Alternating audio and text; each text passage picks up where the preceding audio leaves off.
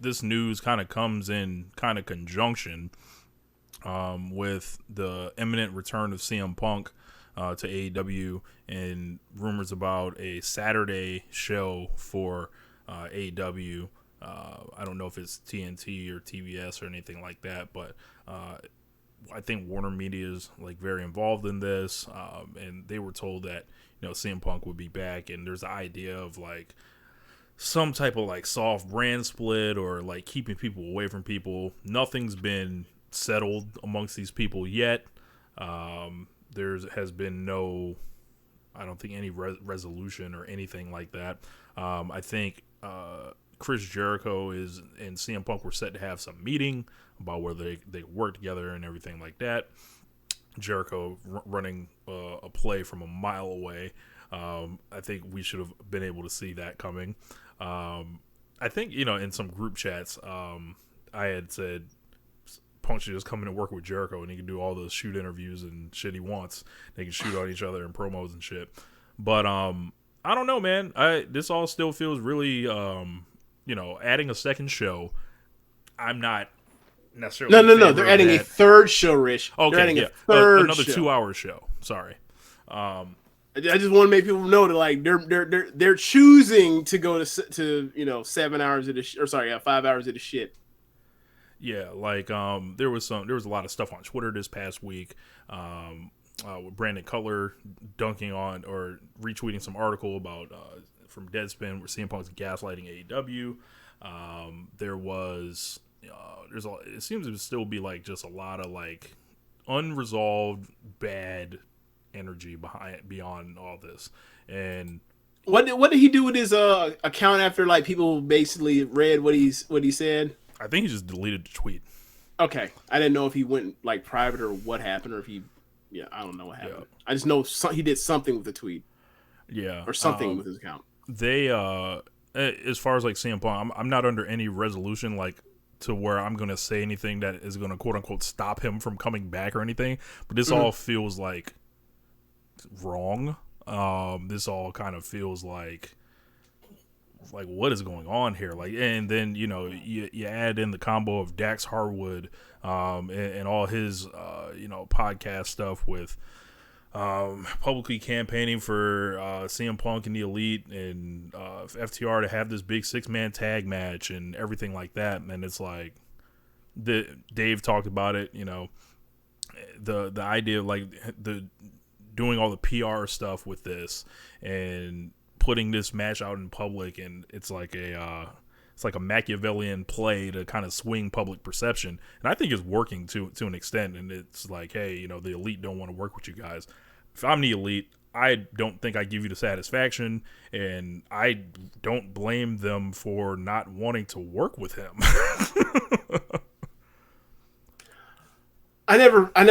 I didn't hear that people wanted the traction of doing it outside of it's a good program because obviously people know what happened and it controversy breeds cash, that sort of thing. I never really thought people were like really clamoring for it in that way. But okay. I just I never thought Punk was coming back. Rich, will you vouch for that? I always thought he was coming back, right? You thought he was coming back or wasn't coming back? I always thought he was coming back. I was always saying like, bro, Tony Khan wants this dude back. That's why he's not talking about this. Yeah. If he didn't want it back, he would just like, all right, we're done. Yeah, I think this is a gross miscalculation. I think it's going to end up costing them the Elite one day, and it's going to be ugly. And then I wonder what the dynamics are around this return. Like, Chris Jericho is like currently a heel right now. CM Punk's going to come back in. I don't know if they're going to like, I don't get the vibe that CM Punk wants to be booed or anything. I think he'll do it if they ask him.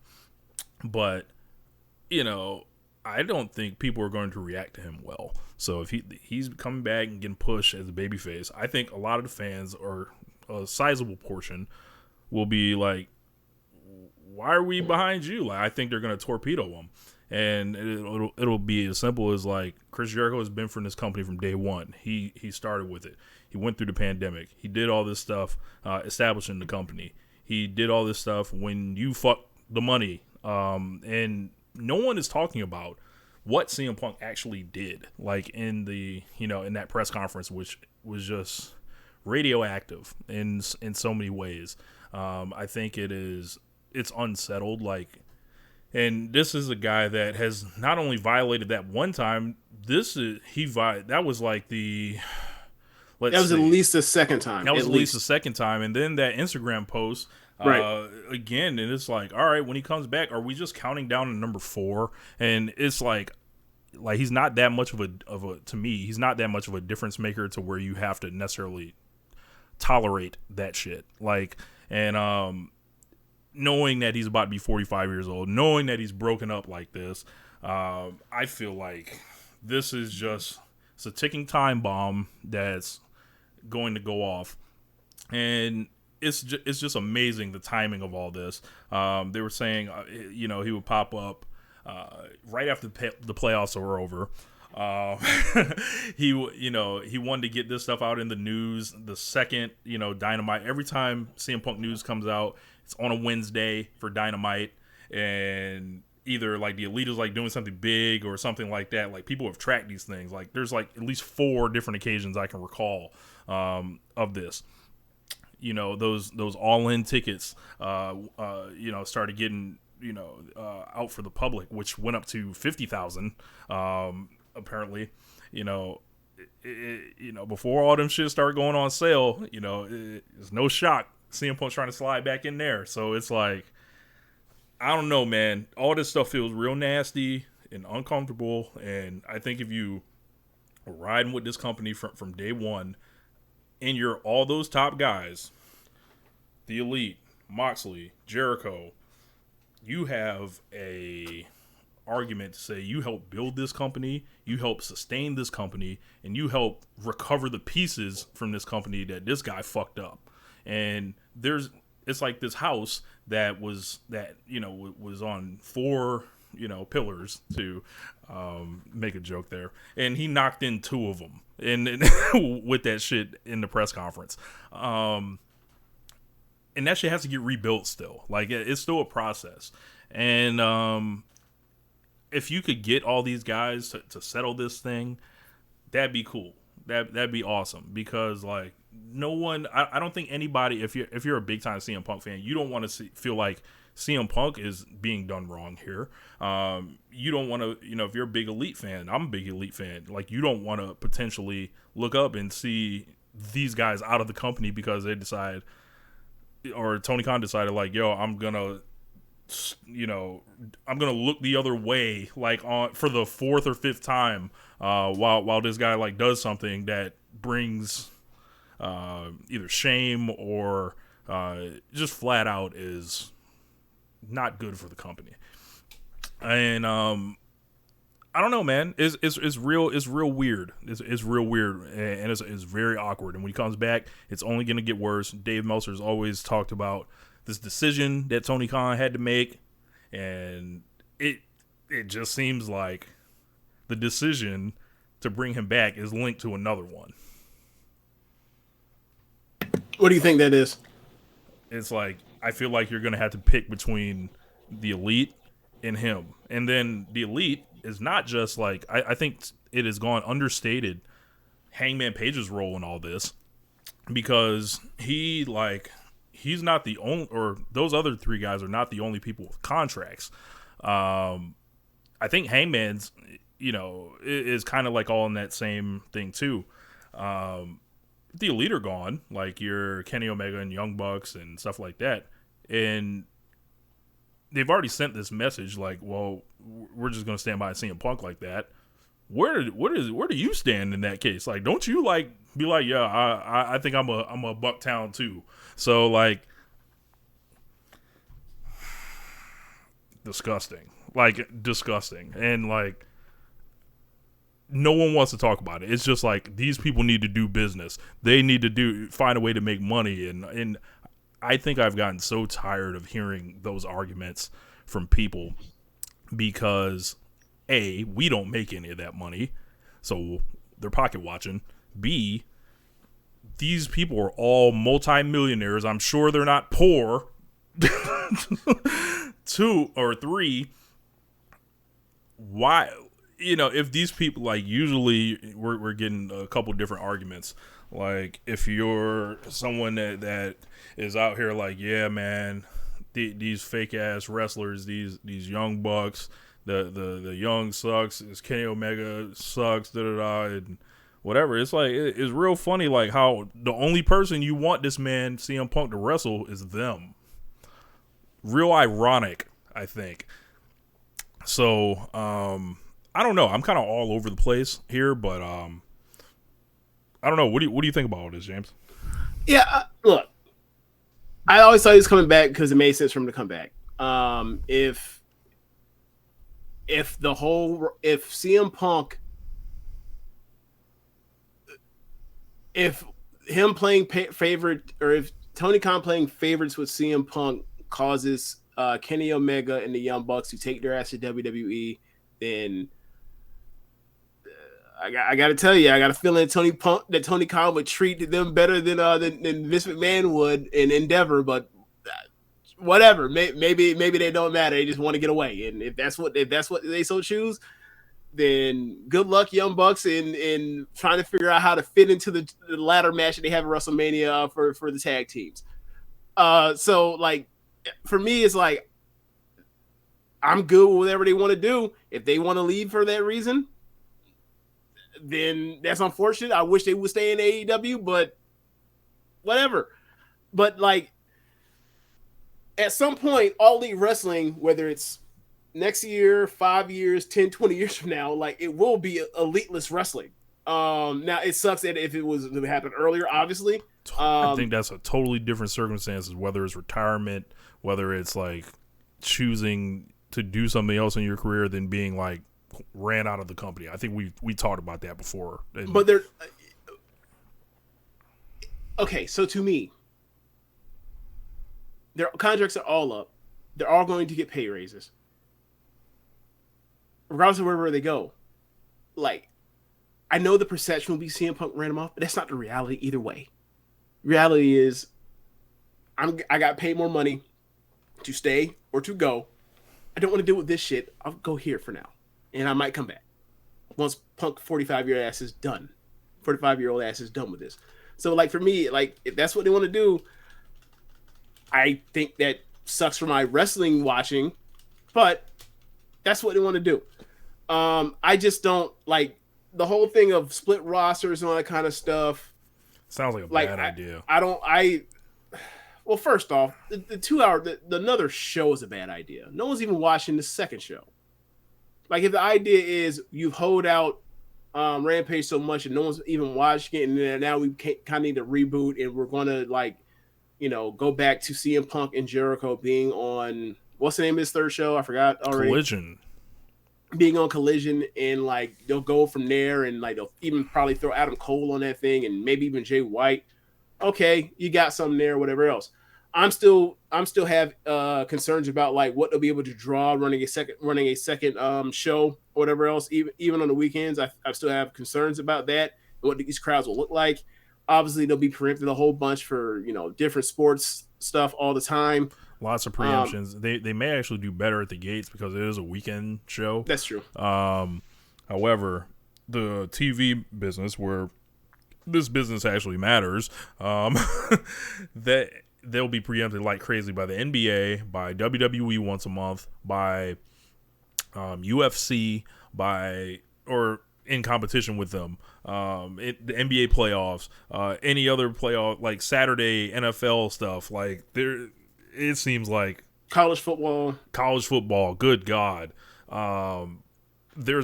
It seems like Saturdays is a big ask, and kind of, but look, one thing I will say for all the people that were, dooming and glooming about Warner Brothers Discovery, I think they got to shut the fuck up, though, right?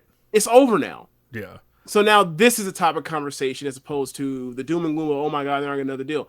They're getting another fucking TV show. Yeah. They're getting another one. And, like, Warner's behind this. It's not like, right. and I think we should squash some stuff. It wasn't like, hey, can you create us another show for CM Punk to like keep him? That I don't think happened. No. I think what happened was Warner was like, yo, we'd like to get you guys. You guys are doing so well. Let's see. You guys think you can give us some more? And then, Tony Khan, like many other promoters before him, decided great. to take. This also can help me solve my locker room issue too. Well, yeah, he was like that, but he was like, I'll take the extra money, the extra hours or whatever. Yeah. And then he was like, well, like you said, this can help, solve whatever locker room issue there is. One thing I will say, Ring of Honor Club, like makes it kind of. Is it a reason for this to exist anymore now? It makes it kind of like they're doing cool things, I think. Would it be crazy if they just obviously it's AEW still, whatever else, you're gonna have, certain champions on there, whatever else, but would people bat an eye given how many different titles they've had defended from different promotions in AEW? Would people freak out if most of the belts, the Ring of Honor belts, were defended just on Saturday AEW show? Will people freak out over that? I think people have PTSD over the letters ROH. But I mean, in good faith, not the stupid, the bullshit that Bischoff is doing was oh my God, the TBS title is being, defended on TNT, and it's motherfucker, you had Kensuke Sasaki win the fucking US title from WCW in Sumo Hall. I'm sorry. What's the problem? You the trendsetter. We follow in your footsteps. Yeah. Look, they've got. I think ROH has their own kind of thing going on. Like Shibata's a regular there. Vikingo's almost a semi-regular. Right. Claudio's over there. Athena's doing great work. Lucha Bros are the tag champions. Lucha Bros are the tag team champions. So it's there's a reason for it, because you got so many wrestlers and. I don't know. It seems like, they've made it to this point, and maybe they've made it to this point and we've got to allow them to kind of stretch their wings with it rather than be like, nah, you can't have another show. Because, no one would tell WWE they couldn't have another show when they have 3 on television every week, regardless of if one's a developmental or not. They send people to that show to work on that show all the time. So, Raw, SmackDown, and NXT, if it's ROH or, if it's Rampage for an hour, if there's a 2-hour Saturday show, I think it's on them to get creative enough to fill it and to make it worthwhile. You got a lot you can do with that Rampage hour. You can turn that into, you can have the women hold that thing down if you want. People you can use one of these shows as a vignette building show. You already know you're not under pressure on Friday nights to really deliver big ratings or anything like that. So it's all right. Also, didn't they do a good rating this past week? They did a great rating this past week. I heard that show wasn't good. I didn't see it. But they had I think it was a .21, and I think they did 631,000. So I don't know. That's only the best rating they've done in a while. Yeah. So that lead-in kind of helped. But I heard there was 10 minutes of commercials before the show started. So who knows how effective that lead-in was. But as far as I hope it gets settled one way or another. I think CM Punk should publicly apologize, for that press conference. Because to me, that's the issue. Niggas fight all the time, and it's unfortunate that, they went through that, and they're probably, all of them will never forget it. It will never be right or whatever, right? But the damage that he did publicly to the company that people are refusing to acknowledge for whatever reason, and also saying that he doesn't need to say anything about it, and it's well, I feel like we're back at square one here. People are saying that are being disingenuous. Right? Even while I'm saying hey man, this isn't the shit that gets someone sent out. That's the level of star he is, and the promotion he's in. There is a thing where hey, if you fuck up in public, you gotta apologize for it in public as well. That's PR 101. Look, and this man lives by that mantra, James. You know. Oh yeah. You know, the apology must be as loud as the disrespect. You know, a man once said. So, you know, is this me being an Elite fan that wants a pound of flesh? Well, maybe a little bit. You know, I ain't gonna cap, but it's like. But it's also just flat out. It's the reality wrong, of like bro. how to handle this. Like it's wrong. No one would act like this. Like, and it just like, be cool. You know. At minimum, he was unprofessional as fuck. At minimum. So it's like, hey, you hurt the promotion. You hurt the company that you were working for. How about you like bring your ass back on screen and apologize for hurting the promotion that you work for? You asshole. They don't have to do it even on the television show. They can upload a video to YouTube for all I care. Just like they uploaded the scrum to YouTube. Do that. Like, that's... Play it on Dark Elevation. Who gives a fuck? Like... Nah, he has... Look, because here's the thing. There's going to be a time he gets a microphone, and people want to hear what he has to say. For that first promo, at the very least. That needs to be the time when he says it. Not on YouTube. When he's on TV again, he has a microphone in his hand. He has to address what's been going on since he's been gone, and the injury, and you know, like the title situation that he left out of, and why he's not going after that title again, and all the other stuff. So, should he get a 2-month suspension too, James? Sorry, say again? Should he get a 2-month suspension too when he's cleared? Now we just saw who was it? Just recently, just got a 30-game NBA suspension for some type of domestic assault, and like 20 of the games were already served. He basically got time served. Like I want to see the CM Punk suspension, and it should be time served. That would be the best, because it's like, oh yeah, he spent the whole time. He was injured, you asshole. He was able to come back. He was physically able to come back. Yeah. I would love to be like, well, no, you know, because you know we would have brought it back, you know, to do commentary. So we just spent so this was time served. I want to see all this stuff, because some of that stuff is gonna be like, all right, well, let's see the accounting of what you know, the damage that took place from him doing that stuff, regardless of whether I felt like he was justified to at least throw a shot back the first time. Like he took it too far the second and third time. But like, yeah, like I want to see like what this all is, and like what he's gonna be able to get away with, and how people are going to lose their minds and discourse past that. But the main thing is like, like, hey, he fucked up. He should have to come and apologize. And ultimately, like, if you're that level of star, if you come out and apologize, like you kind of can just come back. Like that's kind of how it works. I'm not just saying for CM Punk. I mean, like if Kenny Omega got himself in this kind of bullshit, he was on the wrong side of it this way, like he should be able to come back if he apologizes, because he's that level of star.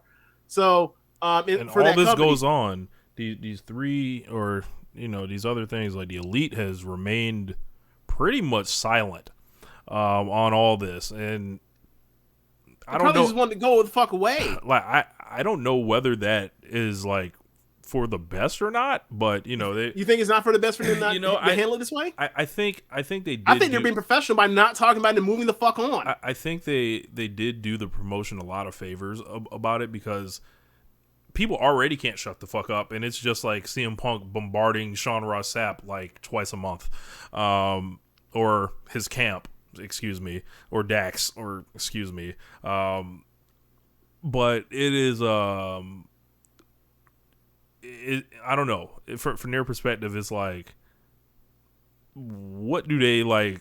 I don't think they gain anything really here, and it's just like, I don't know, man.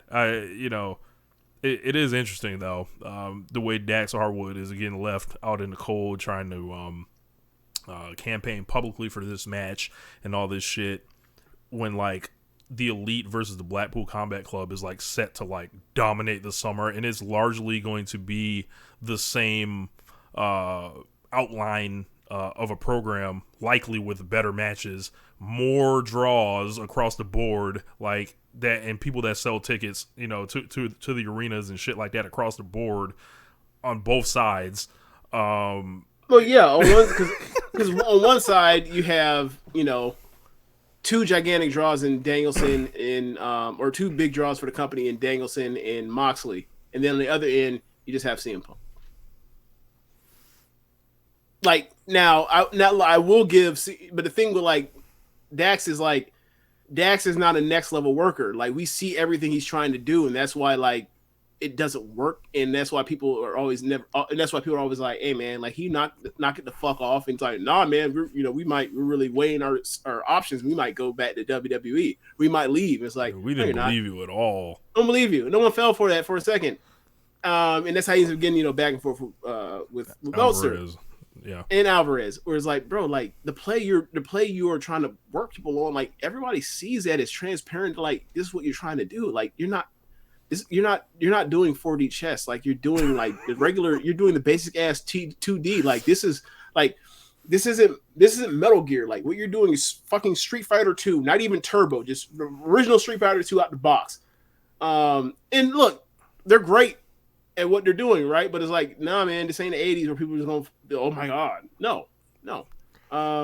Yeah. So like him campaign for that thing is like, it's fucking transparent. It's very similar to like me being able to spot out the them winning the belts back, and then like they're going to eventually have an acclaim match where they get their win back. Reeks of desperation, don't it? But the thing is like, but that's what we're saying is like, look, bro, it's obviously what you're trying to do. Like, you want to be in the big match because like you are trying to get yourself to that level of draw to where if you have enough big matches, you do become a draw eventually, right?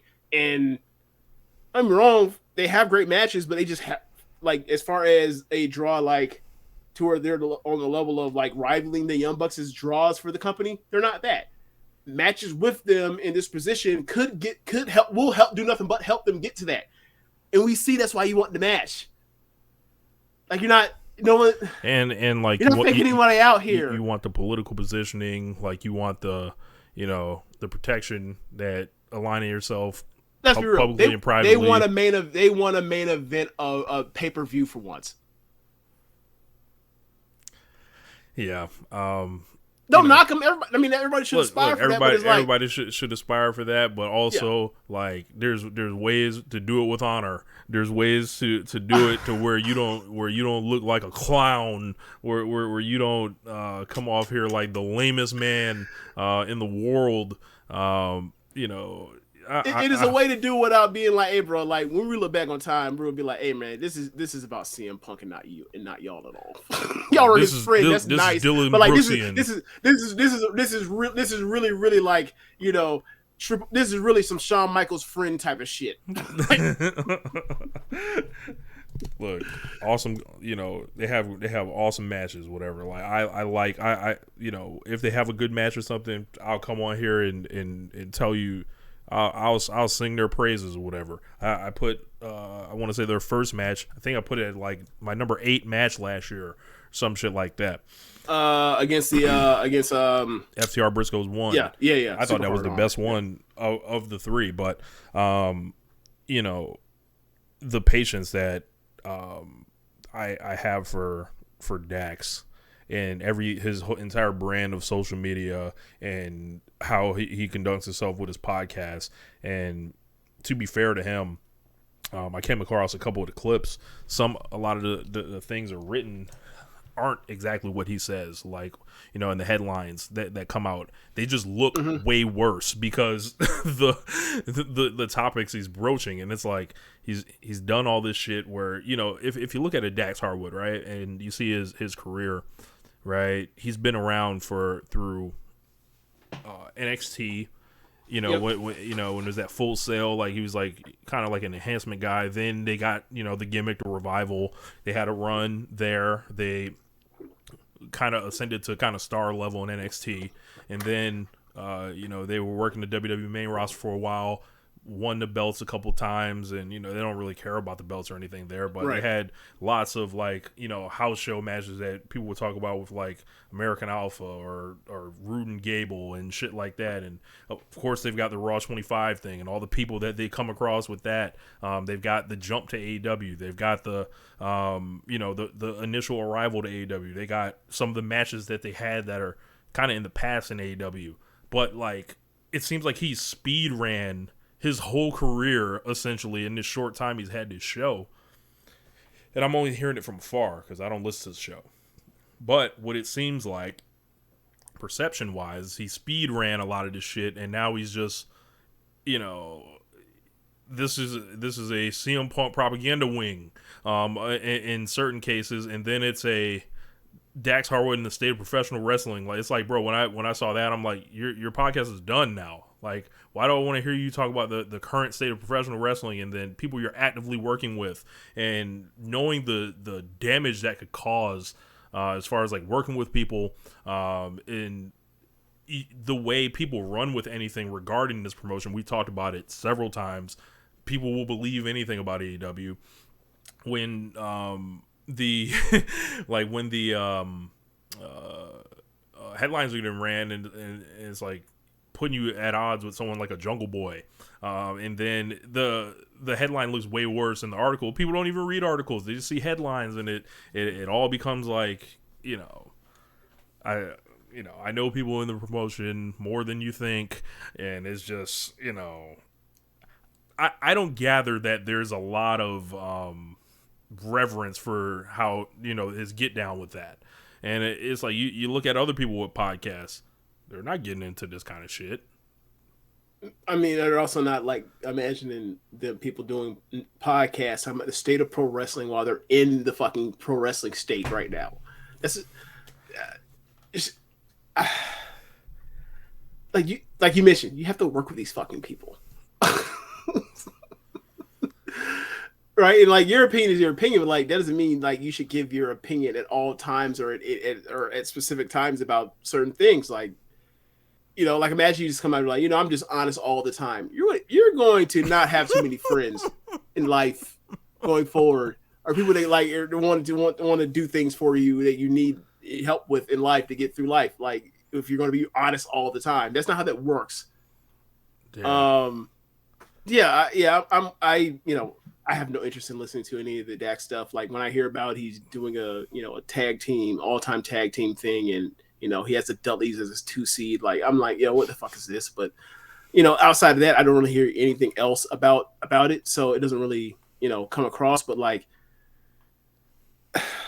from time to time, I see what you were talking about, like, or see the things that happen online regarding him, and I'm just like, see, like, he has built a persona for himself. Whether he intended to or not, he has built a persona for himself, and it's not flattering.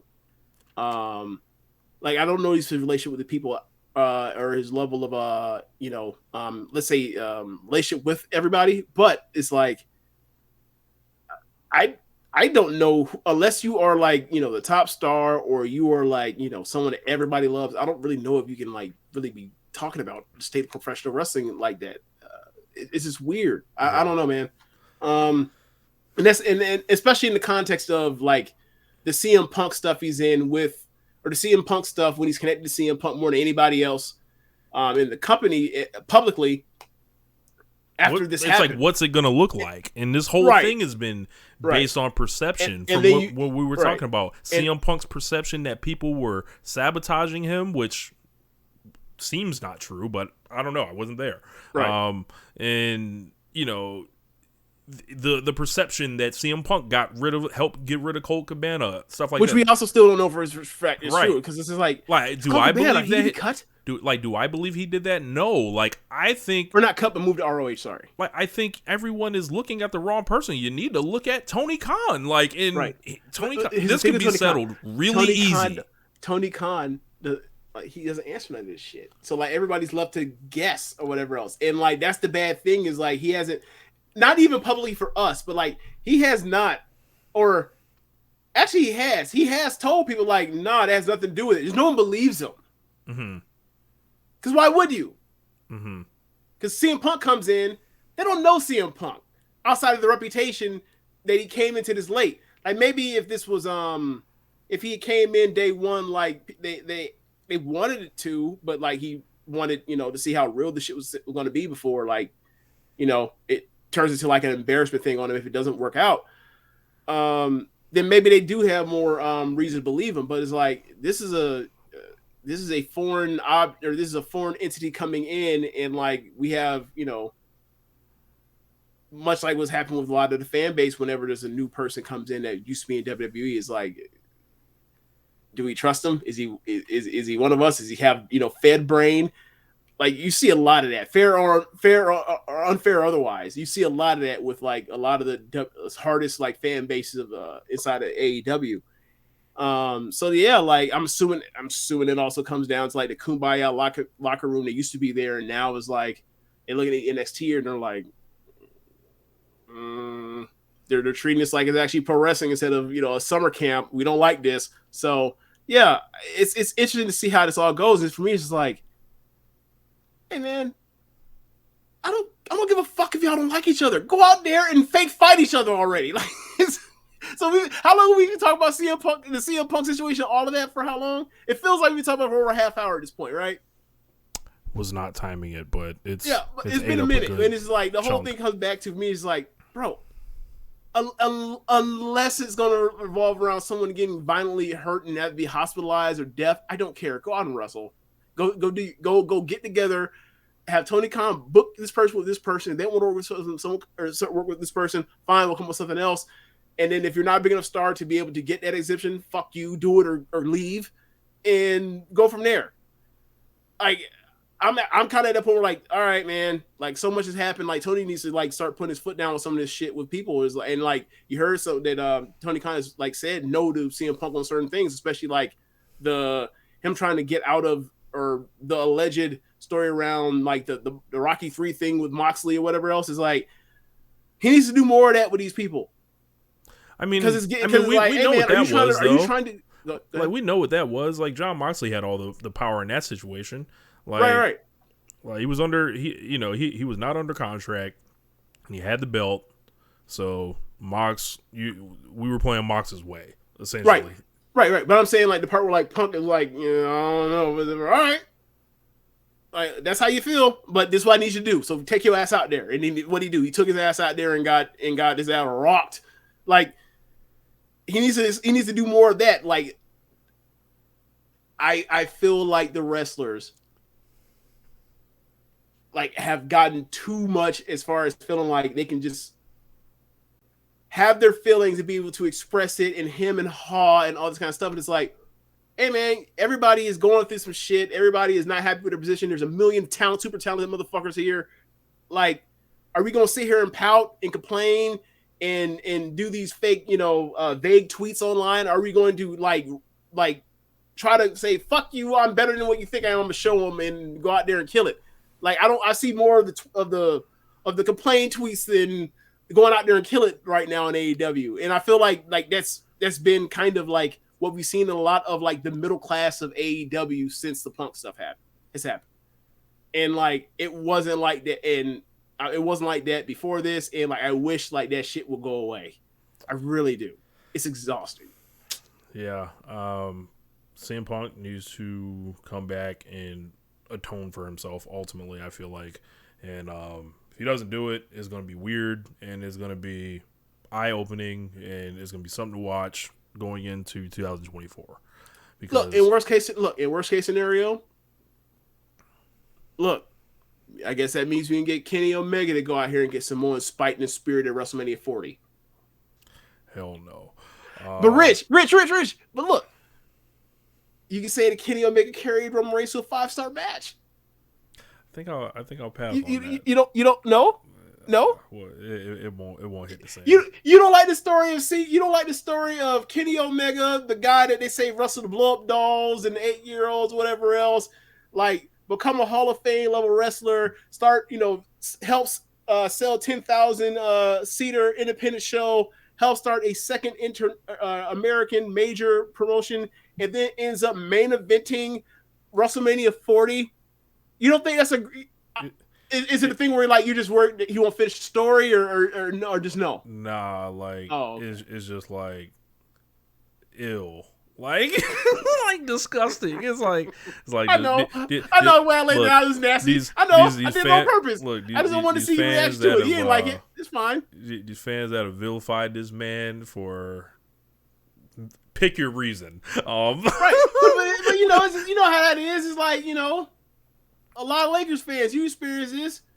You hate LeBron's guts, and then he end up, coming over there, and then you won a title, and then just for a little minute, like, the Grinch heart, like, it grew 3 times bigger. It got smaller again immediately, but it grew 3 times bigger for a short amount of time. Y'all, you enjoyed the black and gold like championship T-shirts. You did, you did. I would like to see the Lakers fans get their LeBron James. You stupid.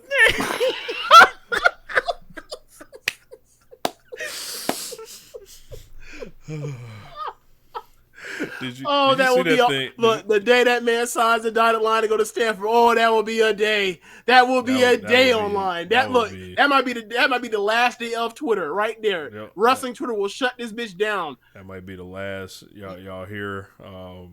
For me, I'm like, we